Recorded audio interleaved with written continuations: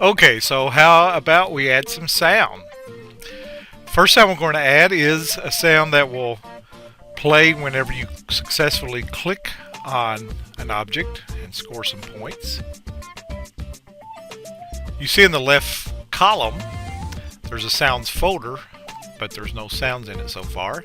So to add a sound, we're going to click on the speaker icon up in the toolbar to create a sound. And we can load sounds. There's some sounds that came with our tutorial in the tutorial 1 folder.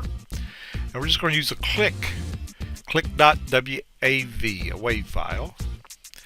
So we'll open that. We can actually play the sound.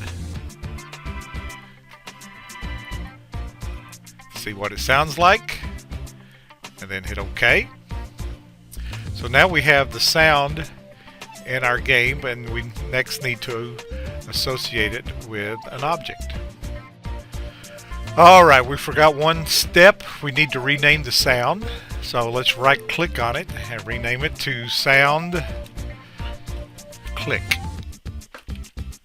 Okay.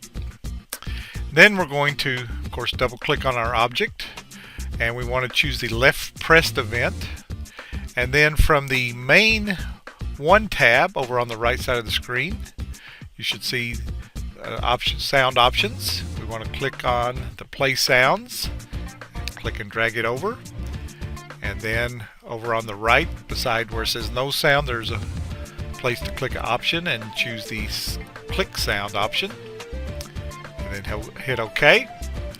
Let's test our game. We should be able to hear the sound whenever we click on the apple. In the future, when you're creating a game and you're going to duplicate objects, you probably want to set up all the events and all the actions before you duplicate them. There were some things I was wanting to show you first before we got to the adding the sound, so we didn't quite do that in this example.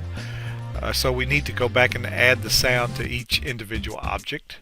But what we can do is basically copy the sound setting we have just by right-clicking on it in the apple object, double-clicking on the cherry object, then in the actions under the left press event, paste. You may have to drag it down beneath the score. You want it under the score. Same thing for the banana. Paste, drag it down, double-click on the strawberry, left pressed, paste, and drag it down. So we now have a sound for our apple, cherry, banana, and strawberry. Okay, so now as far as sounds goes, let's add some background music. Again, we're going to start by clicking on the sound icon, and we're going to call this sound our background music.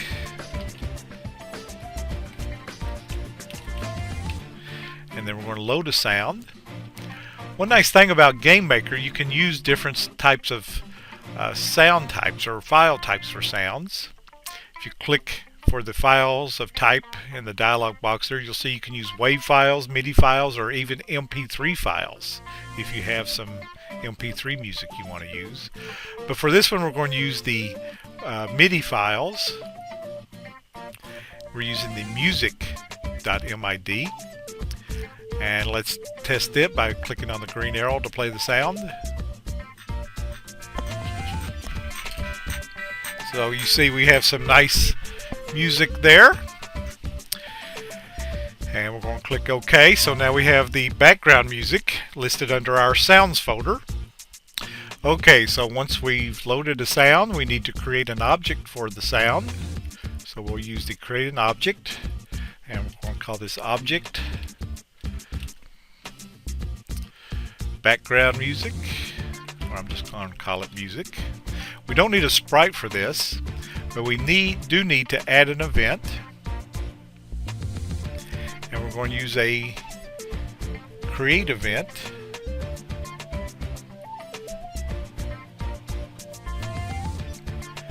Then from the main one, we're going to choose play a sound, and then we'll choose the sound. In this case, it's our background music. And for the loop option, we actually want the loop to be true. And by making this true, it will continue to play throughout the game. Okay, so now once we have the play sound event and action created, we need to add it to our room. So I'm just going to double click on base room, and I'm going to choose my object to add with the left mouse to the music object. Then I'm just going to click somewhere. It can be anywhere, and it's going to put a little blue circle with a question mark. That's because it doesn't have a sprite associated with it, and because it doesn't have a sprite, this object won't show up. We don't need it to show up, we just need the music to play. So there won't be anything showing in your room when you play the game. So let's test it now, see if we've got some music playing. And we do. And as we click on our objects, we can hear the score sound.